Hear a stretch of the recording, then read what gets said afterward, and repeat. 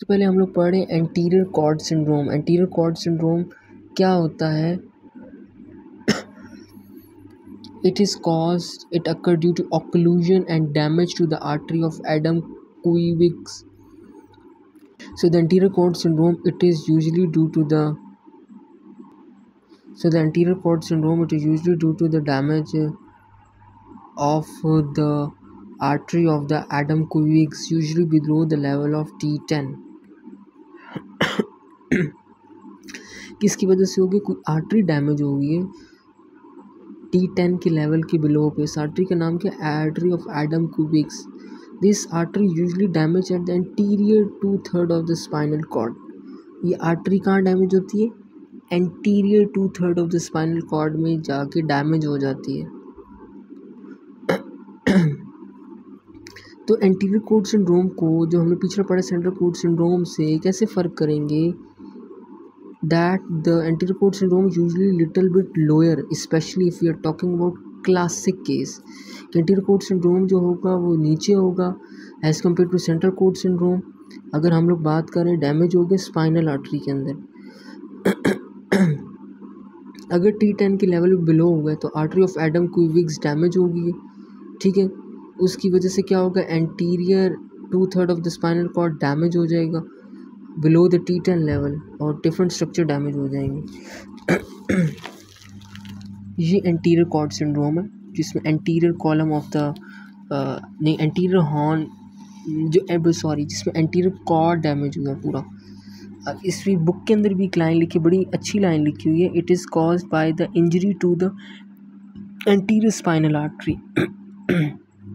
ये classical case है जहाँ पे anterior to damage to spinal artery और एक फीडर आर्टरी ये है, इसकी बात हो रही है। आर्टरी ऑफ एडम क्यूबिक्स या एंटीरियर स्पाइनल आर्टरी डैमेज होगी या artery of Adamkiewicz below the level of T10।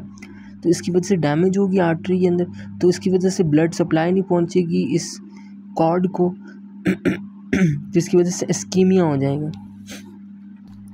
अब क्या हो गया है कि अगर एंटीरियर कॉर्ड डैमेज हो गया है आर्टरी की वजह से, फर्स्ट आर्टरी की डैमेज हुई है तो इसको इस्कीमिया हो गया, तो मतलब इसके इस्कीमिया की वजह से भी कुछ तो होगा ना।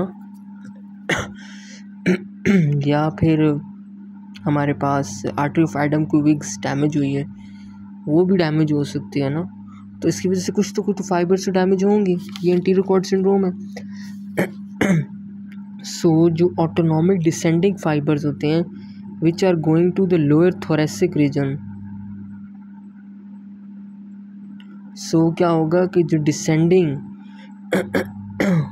ऑटोनॉमिक डिसेंडिंग फाइबर्स जो कि which are going to the lower thoracic region and autonomic descending fibre जो कि लोअर थोरेसिक रीजन में जा रहे हैं, तो ये भी डिसेंडिंग ऑटोनॉमिक फाइबर्स भी डैमेज हो जाएंगी।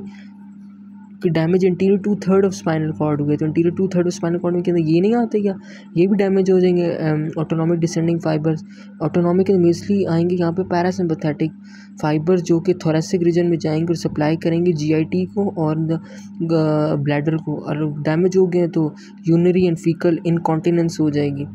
मोर अफेक्टिंग पैरासिम्पैथेटिक होंगे than sympathetic fibres that are going to eye orbit and sweat gland and causing Horner syndrome. तो मोस्टली यहाँ पे क्या होंगे कि डिसेंडिंग फाइबर जो नीचे की तरफ आ रहे हैं थोरेसिक रीजन वो डैमेज होते हैं, सिंपैथेटिक नहीं होंगे। और यहाँ पे there will also be damage to corticospinal tract on both side. Corticospinal tract upper motor neuron होता है, तो bilateral upper motor neuron lesion symptom होंगे below the level of lesion. तो यहाँ पे एंटीरियर कॉर्ड है तो एंटीरियर सो हमारे पास क्या होंगे? कॉर्टिकोस्पाइनल ट्रैक भी डैमेज हो जाएंगे, so bilateral upper motor neuron lesion symptom आ जाएंगे। अब ये एंटीरियर कॉर्ड डैमेज हुआ है तो इसकी वजह से एंटीरियर ग्रे हॉर्न भी डैमेज हो जाएगा, ये एंटीरियर ग्रे हॉर्न भी डैमेज हो जाएगा। अब इस एंटीरियर ग्रे हॉर्न की डैमेज की वजह से हमारे पास लोअर मोटर न्यूरॉन भी डैमेज हो जाएंगे, तो फिर क्या बनेगा हमारे पास? Bilateral lower motor neuron lesion symptom at the level of legion.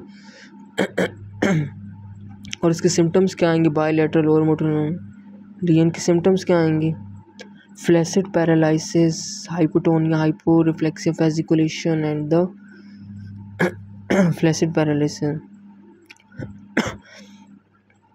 यहाँ पे इंटीरियर लेटरल कॉर्टिकोस्पाइनल ट्रैक भी डैमेज होते हैं, so loss of pain, temperature sensation भी होगी यहाँ पे बिलो द लेवल ऑफ लियन.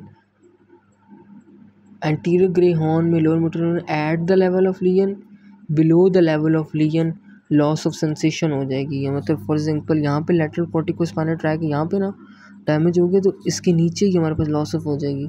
लेकिन एक चीज़ लॉस नहीं होगी, डोर्सल पोस्टीरियर कॉलम में तो स्पाइनल कॉर्ड यहाँ पे प्रिजर्व रहता है, वो डैमेज नहीं होता क्योंकि एंटीरियर पार्ट डैमेज हुआ है, पोस्टीरियर तो डैमेज हुआ ही नहीं है, ये पोस्टीरियर है, ये पोस्टीरियर है, पोस्टीरियर तो डैमेज नहीं हुआ, पोस्टीरियर ग्रे कॉलम.